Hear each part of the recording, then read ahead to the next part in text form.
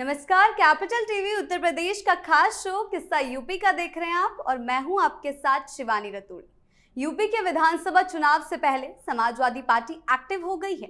Party चुनावी तैयारियों में जुट गई है। इसी बीच अखिलेश यादव ने खास प्लान का ऐलान किया है, जहां पार्टी यूपी के 75 जिलों के लिए लोकल मैनिफेस्टो बनाएगी, जिसकी शुरुआत मथुरा, हाथरस और आगरा से होगी। यही नहीं, उन्होंने सपा कार्यकर्ताओं को चौकन्ना किया और कहा कि बीजेपी 2027 में कॉन्स्पिरेसी करने वाली है, जिसको लेकर हमें सावधान रहना होगा। यानी कुल मिलाकर समाजवादी पार्टी एक तरफ तैयारी भी कर रही है तो वहीं दूसरी तरफ डर भी रही है। तो क्या कुछ चल रहा है सपा के खेमे में, इसी पर चर्चा करने के लिए मेरे साथ स्टूडियो में मौजूद हैं कैपिटल टीवी के executive editor Rajiv Kumar. Sir, बहुत बहुत स्वागत है आपका। धन्यवाद।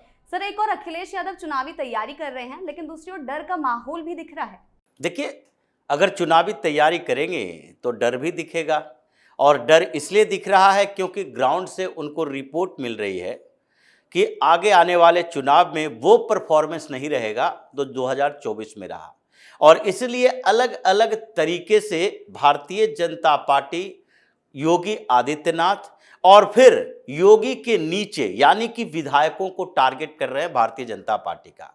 जैसा कि मैनिफेस्टो का सवाल है, अगर आप लोकल लेवल पर मैनिफेस्टो तैयार करना चाहते हैं, इसका मतलब है कि आप उत्तर प्रदेश के अंदर लीडर वर्सेस लीडर नहीं, बल्कि सेकंड थर्ड ग्रेड के लीडर वर्सेस लीडर करने की कोशिश कर रहे हैं। यानी अखिलेश यादव को ये लग गया है कि हम सीधे योगी से टक्कर नहीं ले सकते। अगर योगी वर्सेस अखिलेश होगा तो हमेशा योगी ऊपर होंगे, क्योंकि दोनों के बीच कंपैरिजन लोग करेंगे, और जब कंपैरिजन करेंगे, तुलना करेंगे, तो पहले तुलना में आएगा कि दोनों के व्यक्तित्व में क्या अंतर है। जहां योगी का व्यक्तित्व और दूसरी तरफ अखिलेश यादव का व्यक्तित्व, जो कि योगी आदित्यनाथ के बारे में कहा जाता है कि अब तक उन्होंने अपने राजनीतिक जीवन में भी केवल त्याग किया है, लिया कुछ नहीं है। वो समाज के लिए काम करते रहे, चाहे संत के रूप में करें या फिर राजनीतिक पार्टी के नेता के तौर पर करें, दोनों ही समय में उन्होंने त्याग ही किया है। उनका पूरा का पूरा परिवार अभी भी जहां पर उत्तराखंड में रहता है, उनकी बहन के बारे में जानकारी मिली, सब लोगों ने उनकी बहन के साथ बातचीत की, मीडिया में जानकारी मिली इन चीज़ों के लिए कि उनकी बहन आज भी सामान्य जीवन जीती है, दुकान चलाती है, और योगी आदित्यनाथ मुख्यमंत्री बनने के बावजूद ऐसा नहीं है कि अपने परिवार के लिए करोड़ों रुपए का पैकेज दे दिए। ये भ्रष्टाचार का मामला नहीं है। दूसरी तरफ पारिवारिक पृष्ठभूमि अखिलेश यादव की भी है। मुलायम सिंह यादव, उनका इतिहास वही रहा है। वो सामान्य परिवार में जन्मे, वहां से वो एक टीचर की नौकरी करते थे, पहलवानी करते थे, और राजनीति में आए। राजनीति में एक वॉरियर बन के आए, योद्धा बन के आए, और योद्धा से वो दौलतमंद बन गए। जैसे ही राजनीति में एंट्री हुई, विधायक बने, सांसद बने, फिर उत्तर प्रदेश का मुख्यमंत्री बने, और जैसे जैसे इनका प्रमोशन होता रहा, डिफेंस मिनिस्टर भी केंद्र में बने थे, लेकिन जैसे जैसे राजनीति में प्रमोशन हुआ, इनकी प्रॉपर्टी में भी प्रमोशन होता रहा। और इन्होंने क्या किया, इन लोगों ने अपने पूरे परिवार को करोड़पति अरबपति बना दिया। जितने इनके परिवार के मेंबर हैं, वो जो 25 साल का हो गया, वो कहीं न कहीं से विधायक बन जाएगा, कोई सांसद बन जाएगा, कोई नगर पालिका का अध्यक्ष बन जाएगा। ये पूरा पूरा पूरा परिवार, चाहे अखिलेश यादव हो, डिंपल यादव हो, शिवपाल यादव हो, राम गोपाल यादव हो, धर्मेंद्र यादव हो, अक्षय यादव हो, ये सारे के सारे उनके परिवार के लोग हैं, जो कि किसी न किसी जगह पर कोई सांसद है, कोई विधायक है, कोई मंत्री बनने की जब संभावना होती है मंत्री बनता है, और उसके बाद जो बचा हुआ रहता है नीचे के लेवल पर, वो कोऑपरेटिव का चेयरमैन बन गया, जिला परिषद का चेयरमैन बन गया। सब लोगों को राजनीति में ले आया, कोई और काम इनके पास बचा ही नहीं है। और ये दूसरी तरफ योगी आदित्यनाथ, जिनका पूरा परिवार कहां कैसे है, किस हाल में है, किसी को पता नहीं, ना वो उन लोगों के लिए कुछ करने की कोशिश करते हैं, क्योंकि ये लोग राजनीति का इस्तेमाल परिवार के लिए नहीं करना चाहते, परिवारवादी लोग नहीं हैं। दूसरी तरफ जहां तक भ्रष्टाचार की बात है, योगी आदित्यनाथ पर आज से नहीं, ये नहीं कहा जा सकता कि आज की बात है, आज तो उनकी सरकार है, उनकी भ्रष्टाचार कैसे बाहर आएगी। लेकिन जब सरकार उनकी नहीं थी, जब वो केवल सांसद हुआ करते थे गोरखपुर से, उस समय सरकार अखिलेश यादव की थी, कितने आरोप लग गए? योगी के खिलाफ कोई आरोप नहीं लगा पाए। हाँ, ये वर्चस्व का आरोप लगा सकते हैं। ये प्रोटेस्ट करते थे योगी आदित्यनाथ गोरखपुर के डेवलपमेंट के लिए। वहां जब चिकनगुनिया, डेंगू जैसी बीमारियां फैलती थी, संसद में आकर रोते थे। और राज्य की सरकारें, जो उस समय मायावती मुख्यमंत्री थी और फिर बाद में अखिलेश यादव मुख्यमंत्री बने, तो इन सरकारों में भी वहां के डेवलपमेंट के लिए वो संघर्ष करते रहे, वो माफियाओं से, गुंडाओं से लड़ते रहे। और वो उस समय का दौर था जब अतीक अहमद, मुख्तार अंसारी का जलवा हुआ करता था, और वो चैलेंज करने के लिए अकेले योगी आदित्यनाथ मैदान में चल गए थे। और वहां पर मुलायम सिंह की सरकार के समय कर्फ्यू लगाना पड़ा था, क्योंकि पता चल गया था कि अगर एक गोली चली तो फिर क्या हाल होने वाला है, ये उत्तर प्रदेश के मुख्यमंत्री को पता नहीं था। तो ये ऐसे तुलना है जिसके दोनों के व्यक्तित्व में, दोनों के काम करने की शैली में, तरीकों में कोई कंपेयर ही नहीं हो सकता, तुलना नहीं हो सकती है। इसलिए योगी आदित्यनाथ वर्सेस अगर अखिलेश यादव होता है तो उत्तर प्रदेश का चुनाव इनके हाथों से चला जाएगा। दूसरी तरीके से, जैसे कि बार बार कांग्रेस ये बचती रहती है कि मोदी वर्सेस राहुल ना हो, लोकसभा चुनाव में मोदी वर्सेस इंडी अलायंस हो, विपक्ष की पार्टियां हो, विपक्षी एकता हो, लेकिन मोदी वर्सेस राहुल होते ही दोनों के बीच तुलना होना शुरू होता है और राहुल गांधी वहां कहीं टिक नहीं पाते। अखिलेश यादव ये को यही लग रहा है, इसलिए उन्होंने क्या किया कि हम नहीं लड़ रहे, विधायक लड़ेगा, विधायक से लड़ेगा। और विधायक से कैसे लड़ेगा? अपने क्षेत्र में मैनिफेस्टो जारी करो, अपने क्षेत्र की समस्या बनाओ और बताओ कि देखिए सड़क नहीं बनी है, बिजली है कि नहीं है, यहाँ नली गली टूटी हुई है, यहाँ के लोगों की क्या समस्या। ये स्थानीय लेवल की समस्या है और स्थानीय लेवल की समस्या के लिए जिम्मेदार वहाँ का विधायक हो सकता है, मुखिया सरपंच हो सकता है, पंचायत समिति का सदस्य हो सकता है, जिसको डेवलपमेंट के लिए फंड मिलता है, और बाद में ऊपर के लेवल पर वहां का सांसद हो सकता है।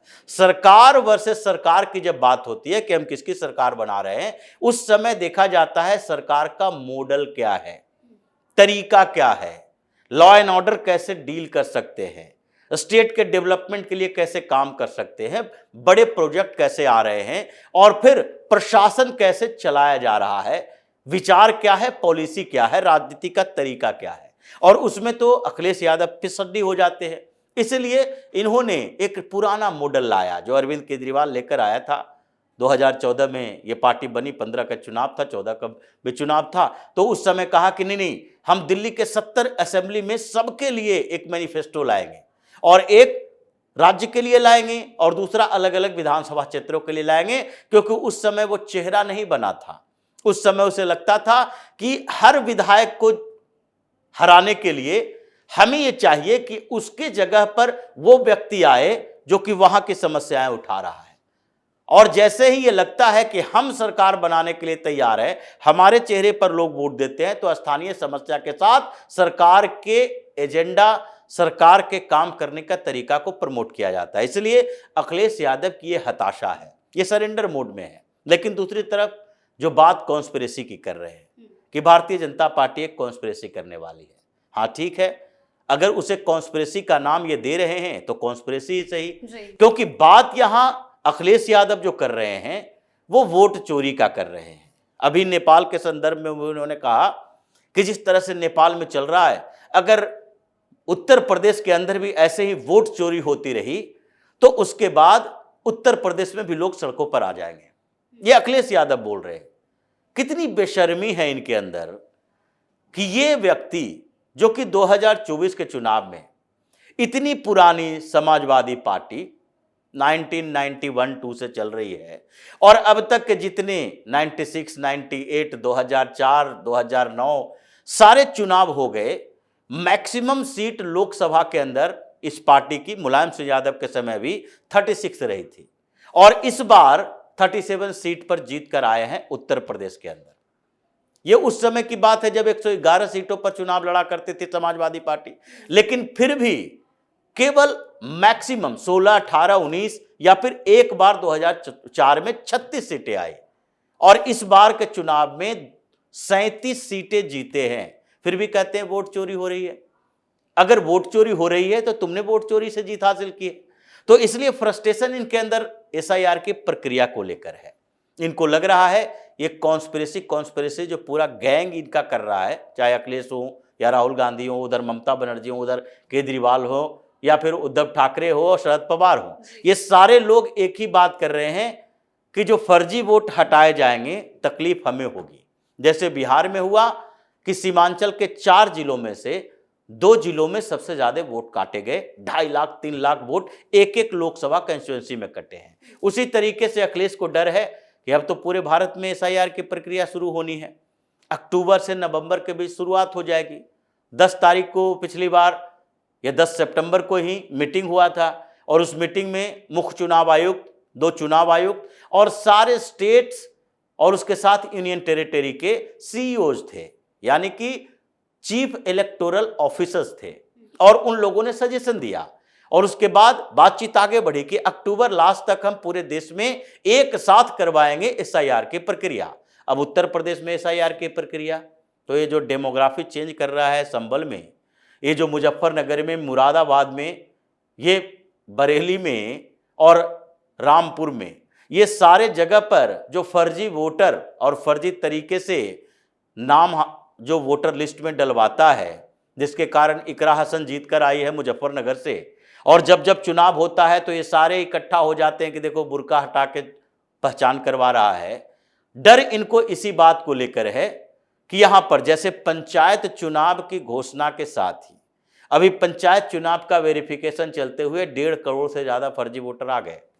तो विधानसभा के लिए जब वोटर रोल शुरू होगा तो सबसे ज्यादा इन्हीं की पार्टी के लोग जो फर्जी वोटिंग करते हैं, और ज्यादातर मुस्लिमों की बात की जा रही है, घुसपैठिए बढ़ रहे हैं। तो उत्तर प्रदेश में भी जब एसआईआर की प्रक्रिया होगी तो इनके ये मौलानाओं के वोट जो है वो कम से कम 2-2.5 करोड़ होगा जो काटा जाएगा। और अखिलेश यादव की समस्या यही है कि जहां मुसलमान अलग हुए, मुसलमानों का वोट कम हुआ, तो फिर हमारी हार हो जाएगी।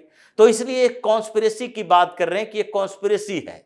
अगर ये कॉन्स्पिरेसी है तो अच्छी कॉन्स्पिरेसी है, ऐसे जारी रखना चाहिए, जिससे देश की, समाज की भलाई होती है। इसलिए अखिलेश यादव अब हताश हो चुके हैं।